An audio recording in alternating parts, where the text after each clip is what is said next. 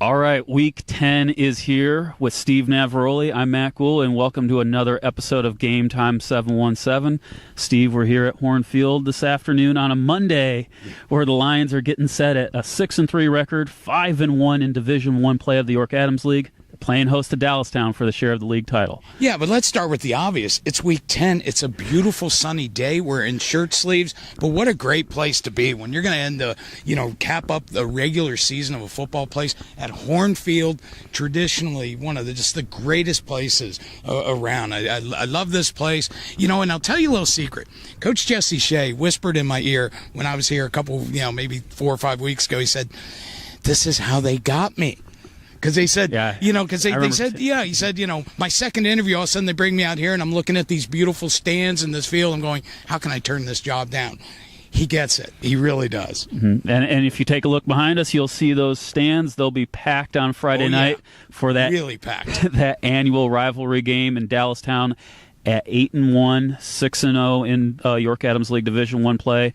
The Wildcats have looked pretty good. Red Lion's been on quite a roll the last few weeks, Steve. Well, the fun thing is I've gotten to see both in the last 2 weeks. Dallastown looked just incredible last Friday night.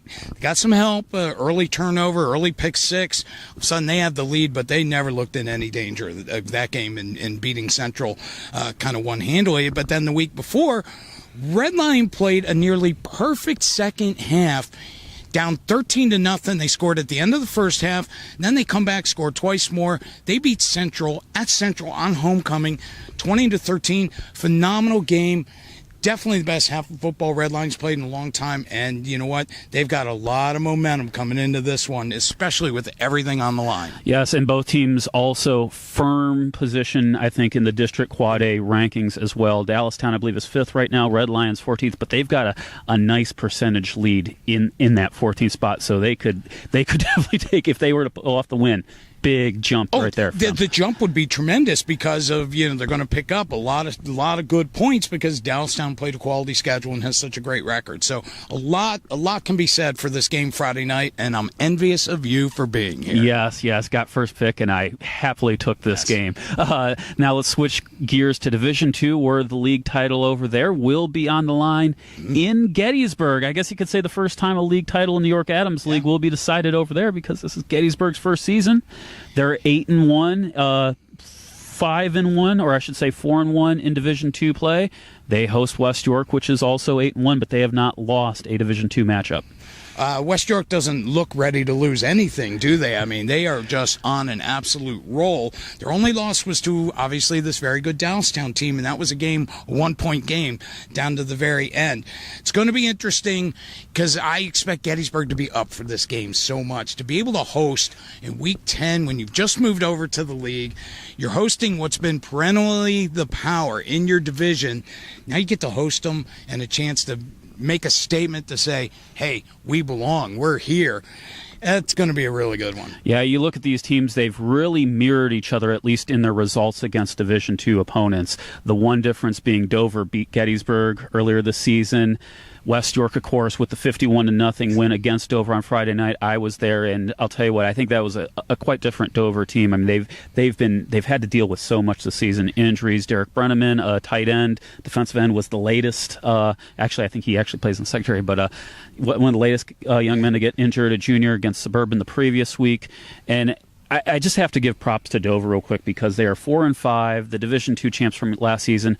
They've had so much to play against, and for them to be 4-5 right now, I think says a lot to them and their coaching staff. Yeah, I'm going to agree with you, and part of the reason is when we saw what happened early, they're losing games with losing bodies quicker than anything.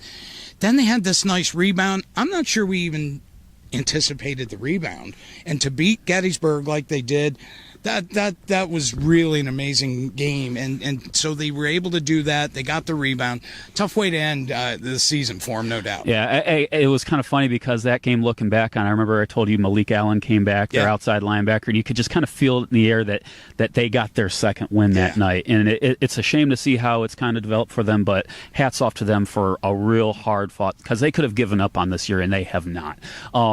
Looking now to Division III, Bermudian Springs has things pretty much wrapped up, but their rival, Biglerville, is going to have something to say about that on Friday night. Their rival with a lot to play for. And Biglerville, I think, has pleasantly surprised both of us this year, if we were honest about it. And, you got to like what Coach Ramos has done with this program that had a great 2012, looked subpar in 2013, and have really bounced back, and he knew the strings to pull. I'm so impressed with that, but not surprised. But now is that Herculean task of having to face a Bermudian team that has just been here so many times. Bermudian currently number 2 in the District 3 Class AA rankings. Biglerville playing for much more than just a rivalry game in this one. They are 8th. They are holding on to the 8th and final spot in those AA rankings. So they really need this game for more ways than one. And I think, Steve, I just left you speechless there, did I? Well, kind of, but that's okay because it's got to happen once in a while. Well, hey, everyone, thanks for watching this week's episode. Be sure to stay tuned, or not stay tuned, just look down to the next video. We'll have some Lions and Coach Jesse Shea involved with this week's In the Huddle, so be sure to stay tuned for that.